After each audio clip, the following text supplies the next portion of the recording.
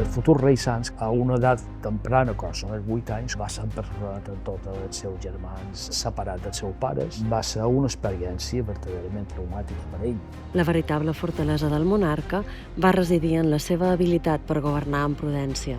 El comerç exterior se va convertir en el motor de l'economia mallorquina, especialment des del moment en què va haver un gran desenvolupament de tot el que és, diguem, el comerç. La comunitat jueva serà necessària per dinamitzar algunes activitats econòmiques. La posició estratègica de les Illes Balears es va consolidar com un punt clau d'intercanvi de productes entre Europa i el nord d'Àfrica.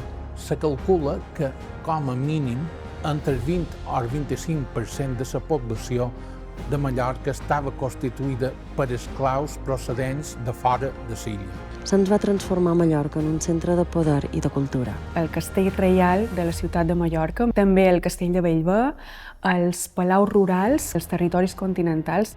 El regnat de Sanç de Mallorca va ser un període d'estabilitat i estratègia política. Sanç va consolidar les institucions, va impulsar el comerç i va garantir la continuïtat de la dinastia mallorquina, assegurant un llegat de creixement econòmic i estabilitat.